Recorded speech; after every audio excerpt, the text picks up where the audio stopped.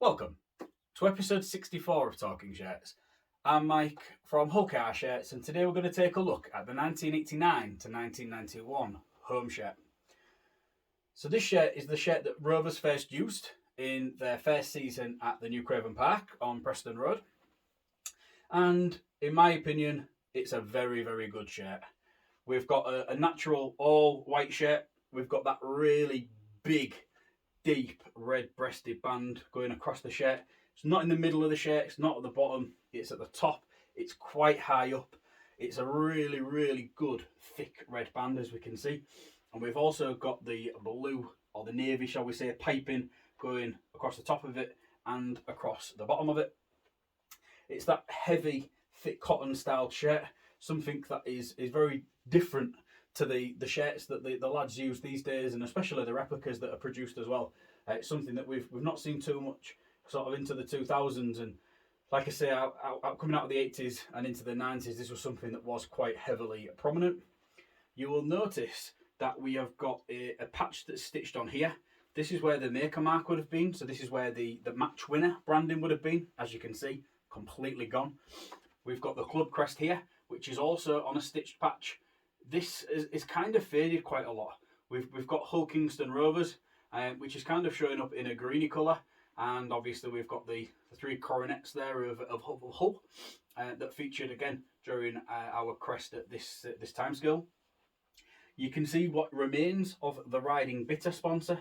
You can just make out a really, really faint sort of letter marks where these are. And then obviously we've got these white bits which are just absolutely hanging on for dear life. You can see that again, this is heat applied. No, it's not heat applied. Sorry, it's embroidered and stitched onto the shirt on this big fabric patch. I'm not used to saying heat applied these days.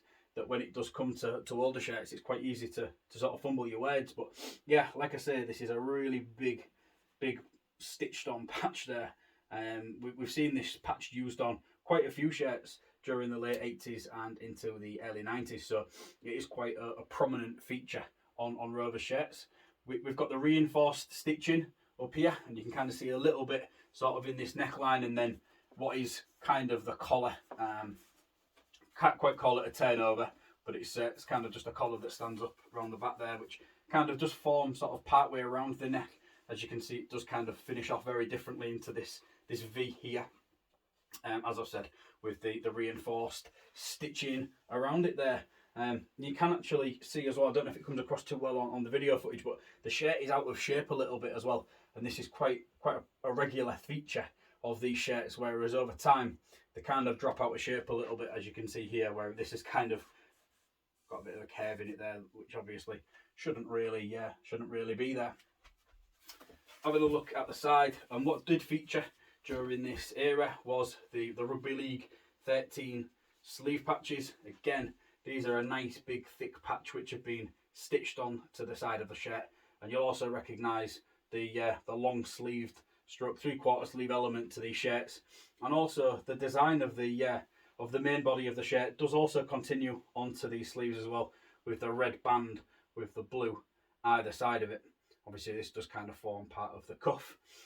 Underneath the arm we've got reinforced stitching, so as you can see there's a circle mark of stitching that goes all the way around there just to kind of reinforce the fabric there from a contact perspective. Now we'll go all the way around to the back of this one. It's a bigger size, so I do have to kind of make it look a little bit neater so that you can get a clear view of this back. And as you can see, this was worn by the starting number 12. So this could have been many different players that have worn this shirt during during 89 to 91. Obviously, that did spell a couple of seasons. So the squad was very much transitional at that time.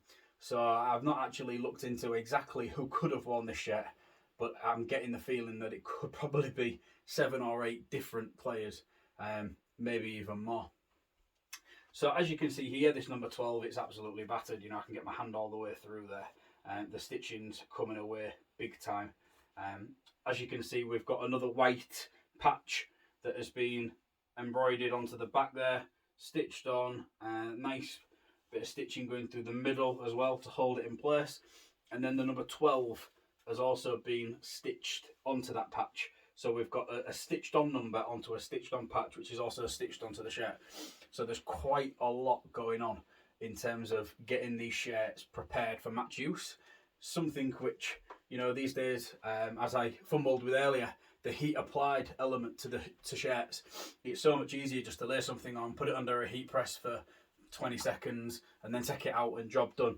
There is a lot more sort of detail which will have gone into making something like this actually ready for match use. It's quite a lot to sort of prepare there. But yeah, that's a quick tour around this 1989 to 1991 home shirt. Probably one of the more expensive shirts in my collection, and one that is probably in the worst, not the worst nick, but definitely one of the worst in terms of condition. But for a shirt that is over 30 years old, you've got to expect some sort of damage or change from the original product. However, as I've stated in the past, I love things like this. The more damage, the more evidence, the better for me. So this was a really, really nice pickup for me partway through 2022. Excellent. Right, that's been everything for episode 64 of Talking Shirts.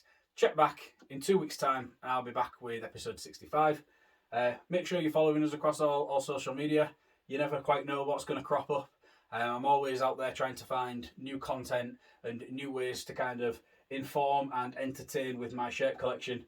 So yeah, just keep your finger on the pulse of it, and hopefully there'll be something put out there soon which really does take your fancy. Thank you very much for watching. See you all in a couple of weeks. Bye for now.